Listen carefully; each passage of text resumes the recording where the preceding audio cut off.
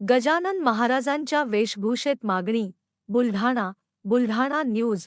जिल्ह्यातील खामगाव येथील सुटाळपुरा परिसरात गजानन महाराज प्रकटल्याची बातमी पसरली आणि या परिसराला अक्षरशः भक्तांनी यात्रेत स्वरूप दिलं.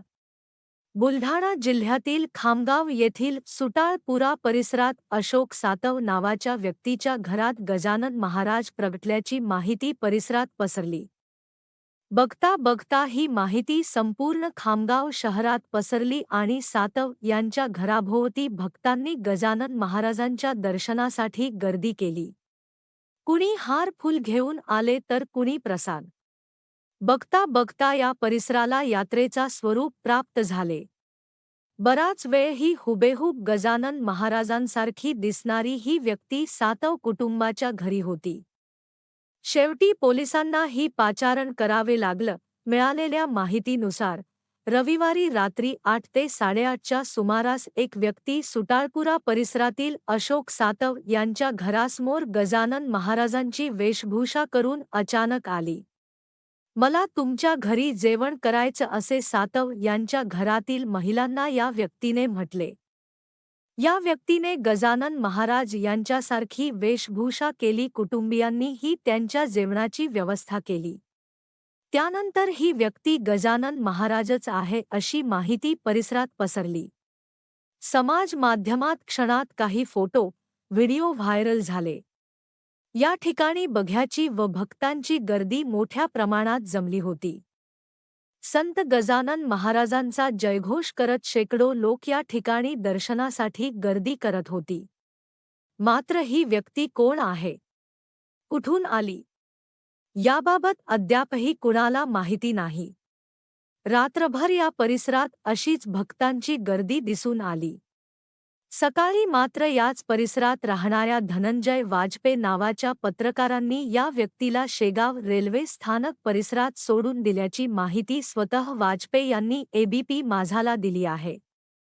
त्यानंतर एबीपी माझाने या बाबतीत शेगाव रेल्वे स्टेशन परिसरातील सीसीटीव्ही तपासून बघितले असता कुठेही गजानन महाराजसारखी दिसणारी व्यक्ती मात्र नंतर आढळून आली नाही. विदर्भाची पंढरी म्हणून बुलढाणा जिल्ह्यातील संतनगरी शेगाव प्रसिद्ध आहे. श्रीसंत गजानन महाराज हे 145 वर्षापूर्वी संतनगरी शेगाव येथे प्रकट झाले होते. त्या ठिकाणी त्यांनी आपले जीवन शेगाव वासियांच्या सहवासात घालविले. दरम्यान त्यांनी मोठा भाविक वर्ग निर्माण केला होता आणि येथेच ते समाधिस्थ झाले. राज्यभरातून हजारो भाविक येथे वर्षभर येत असतात. अनेसवाल्यांनी सांगितले की बुलढाण्यात गजानन महाराजांसारखा दिसणारा एक व्यक्ती आला असून तिकडे अलोट गर्दी उसळली असल्याची बातमी एबीपी माझाने दिली आहे. तर हाच मनुष्य 2015 मध्ये आमच्या इचलकरंजीतील गजानन महाराज मंदिरात येऊन बसला. मग काय, आमच्या पाहुण्यातल्या एकाने मोठ्या भक्तिभावाने त्याला घरी आणला. हा चांगला 4-5 दिवस त्यांच्यात राहिला, ऐश केली. लोकांनी त्याची आरती करण्यापासून ते त्याला अंघोळ घालण्यापर्यंत सगळे लाड याने पूर्ण करून घेतले. मला ही बातमी कळल्यावर मी पाहायला गेलो. महाराज सेम गजानन महाराजासारखे बसलेले, चिलीम ओढणारे, समोर भरपूर खायला ठेवलेलं. फोटो व्हिडिओ करायला पूर्ण बंदी. कुणी काढायचा प्रयत्न केला तर तो ओरडायचा. त्यातही मी चोरून फोटो काढला होता, जो या पोस्टला खाली जोडला आहे.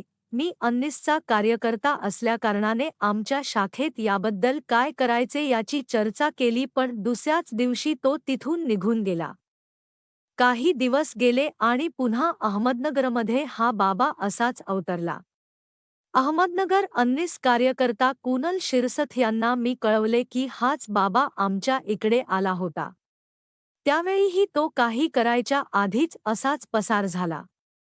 त्यावेळी पेपरात आमच्या कोट्सची बातमीही झाली होती. आता हाच बाबा पुन्हा बुलढाण्यात येऊन बसला आहे.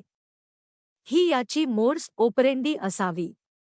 एबीपीच्या बातमीची लिंक कमेंटमध्ये जोडली आहे.